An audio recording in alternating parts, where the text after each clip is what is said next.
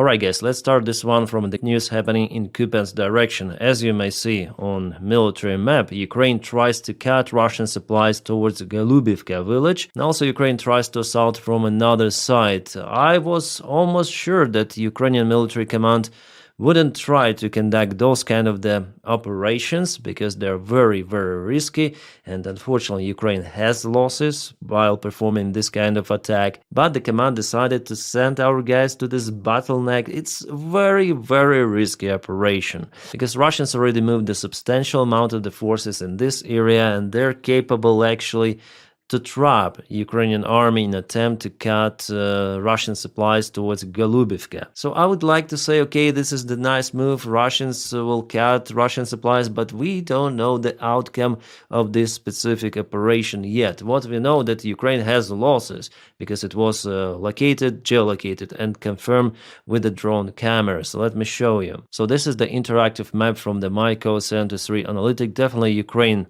propelled forward, but there are no any sort of the villages to actually dig down to the ground or to create the robust bridgehead. So Ukrainian forces has to move towards Golubivka village, and also from this side there is the river, so it's not an easy thing for Ukrainian army to cross it. It was very thin for a very long time actually the last months, but then Russia expanded it, and I would say it's already too late to cut it with this limited amount of the forces. And unfortunately Ukraine here used some sort of the Russian tactics. A couple of the vehicles were converted into those Mad Max looking style vehicles. You can see lots of the wires on top, but Russia sent many of the drones and they were capable to stop Ukrainian vehicles on the way.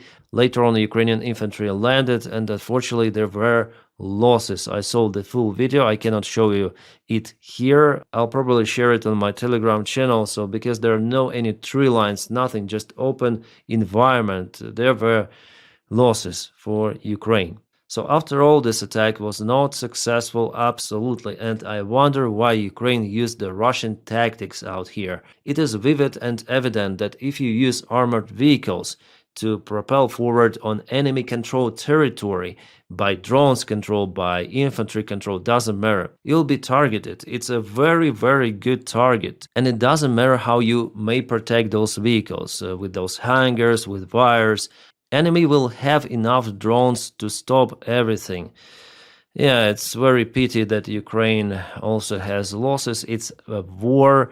But whoever was in charge of this operation is really a stupid commander, because our guys repeated what Russians did in Chasiv Yar, maybe with less forces, 2 of the vehicles instead of bigger convoy. But it's just one-way ticket. They go, they've been caputed. For what? What's the reason? Yeah, this is very strange. Ukraine has so much experience and still making those mistakes. I'm frustrated because if I play this video fully, there are our guys who've been hit by drones. They were lying there near to the vehicles, completely helpless. So it's too little, too late, this action. As I've told you, 1 month ago, there was thin connection. Now it's very robust. Russians deployed their drone operators in this region. So what's the use?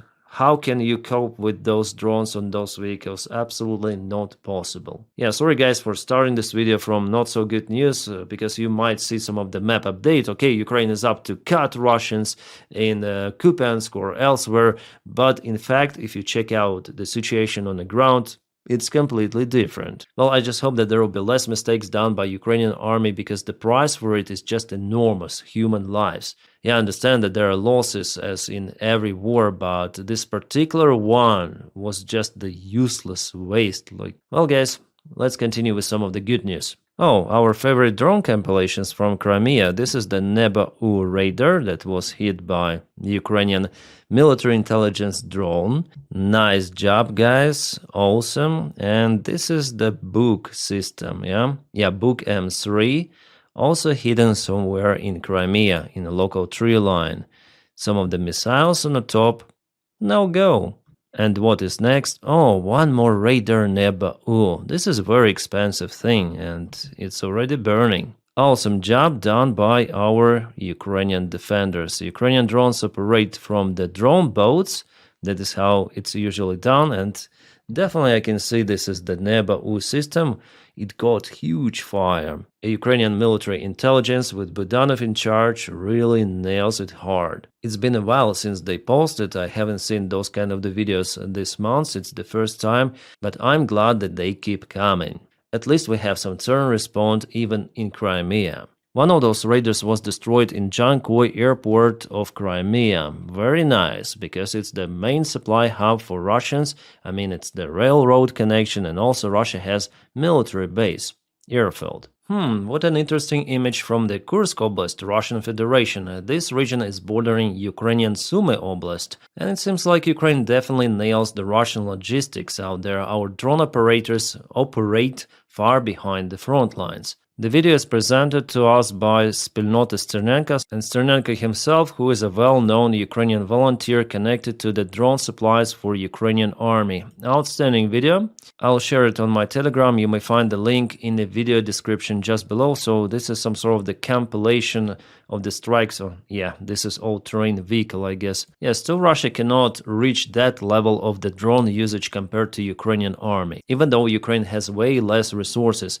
So our guys in Sumy are successful because of the strikes on Russian logistics. Russians simply cannot supply their army normally. And one more video from Kursk. This is the checkpoint of the Russian army, some of the construction building, and it was hit by the drone, you can see it. Also, the nearby vehicle was chased and hit. And this is one more bordering region of the Russian Federation, Belgorod Oblast. This is the Russian electrical substation responsible for this entire southern region of Belgorod. And as you may see, lots of the FPV drones hit this facility. It means that Russians will not have electricity out there any longer, and they need electricity not just for civilians but also for military. As we know, Russia targets Ukrainian energy facilities, so Ukraine has the right to respond in the same way. Yeah, it is still not happening in the Moscow region, but who knows, we'll see. This winter could be interesting for Russia. Well, for Ukraine it will be difficult, it is already understandable. Experts say that it could be the worst winter for Ukraine since the start of the war, because Russia hits lots of the energy infrastructure, but we'll see. Hopefully there will be support from our European colleagues. It is very, very crucial, especially nowadays.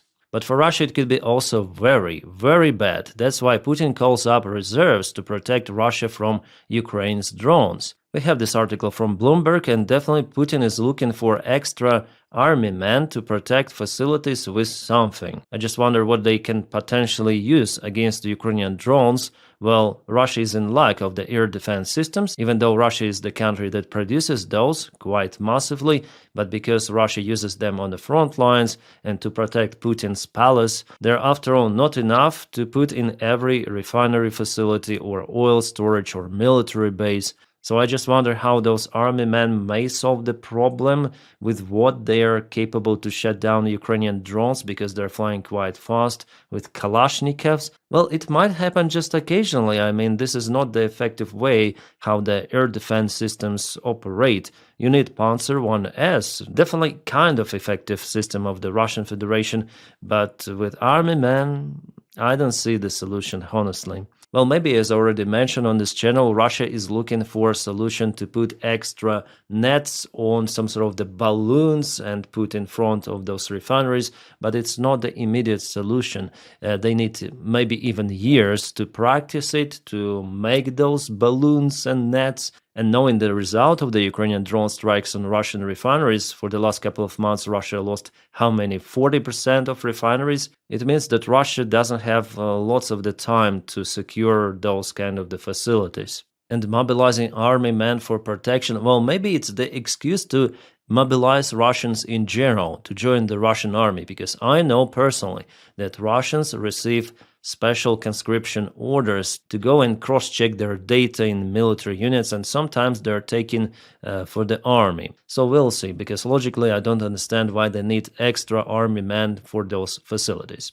Also, yesterday I reported about the strike on the fourth largest oil refinery facility in Russia. It is close to Ryazan city. Well, today we have the confirmation that facility is completely no-go. It stopped processing of oil, and no one knows when it's going to renew the fuel production. Yeah, looking at everything of that and what is happening on the front lines, Ukrainian drone sanctions deep inside Russia, it seems like Putin is unable to handle the current situation and he's just flowing with the flow of this war. And I'm sure that Putin is actually scared about the current situation because how he would explain all of those million losses for Russians without reaching the goals of the special military operation. So-called special military operation, so he decides to continue, but little by little his economy shrinks. It's struggling. Russia is just this big country with economy inertia, so it will last for some time, for some years even. But the destiny for Russia, well, guys, it is interesting. I guess it's gonna be disintegration from inside, and I'm gonna make updates about update on Russia, yeah, on situation. Then there will be the war between some of the regions of the Russian Federation, maybe Northern Caucasus, Moscovia, Udmurtia, Buryatia, and so on. I'm sure that it's gonna be like that. It's just imminent, and Putin makes it to happen sooner with this war. Now here's the video from a Ryazan refinery facility that was hit yesterday. Just a single drone strike was enough for facility to completely halt its operation. And this is the particular refinery from the close perspective. Plus, United States has applied sanctions on Russian Federation, so there is a big trouble for Russia. And Russia tries to resolve the issue at least with sanctions. That's why they sent this guy to New York, to United States of America. His surname is Dmitriev, and he is basically in charge of the economy wing of the Russian negotiation group. He is Putin's close friend, and he's already been deployed to United States, which means that Russia really takes the sanctions seriously. Here is already a video of him in New York. So he accuses Ukraine that Ukraine doesn't want to negotiate or extends the time, he says. Well, I don't want to translate this bullshit. I can explain what he mentions here. He says that Ukraine is breaking everything, all of the negotiation process, under supervision of the forces in Europe, UK, and other countries. He said that the aim of those forces is to crush the relations between United States and Russia, and his goal is to deliver this message to Donald Trump's administration. And I would say, judging on the history, they have pretty much high chance to deliver it properly and brainwash Donald Trump once again. He likes to be brainwashed, that's the only reason. By the way, he will meet with a special envoy of Donald Trump, Witkoff, and we know who Witkoff really is. He thinks that the shit show Russia conducted in occupied regions of Ukraine is legitimate referendum, and Ukraine simply should give up those territories because Putin wants it to happen. Well, not in this universe, but for Russia, it's better to release those sanctions, and they'll do everything for it, including kissing Trump and Witkoff in the most smelly places. So tomorrow or the day after tomorrow, we're gonna see the official response from the White House relative to the sanctions on Russia. For now, those been introduced because Rubio spoke with Lavrov and stated that Russia is not willing to make any sort of the peace and at least stop the war at the current front line. No, Russia wants to continue. Well, like a variant, if Trump really gets brainwashed, he might do some of the exclusions for some of the refineries, some of the companies of Russia, including daughter companies of Lukoil, so to ease the sanctions, but not officially. The United States already did it before some of the exclusions were introduced. That's probably the case Russians want to speak about. So for Donald Trump to keep his face, okay, I introduce sanctions on Russia, and for Russia to be able to trade more or less freely with their oil towards China, government companies, and elsewhere. We'll see. I guess Donald Trump might agree on those exceptions. I wouldn't be surprised, at least. Jabahat Orban, in his interview to Hungarian media, said that they will try to circumnavigate those sanctions applied by United States of America on Russian oil because it is the interest of Hungary. So we have really a traitor within the European Union and NATO. Hungary. But it's not forever because Orban and his party will lose the elections next year. I'm sure about it because the rating of the opposition party TISA is higher, way higher than Orban's Fidesz. What are they doing, those Russians? Oh, they're honoring the losses with the Russian Z tank. Where is it happening? Ah, there are some of the employees of the military factory who lost their lives because of the Ukrainian drone strike. And this is the facility they were working at, Zavod Plasmas, the factory which was producing some of the components for the Russian munition.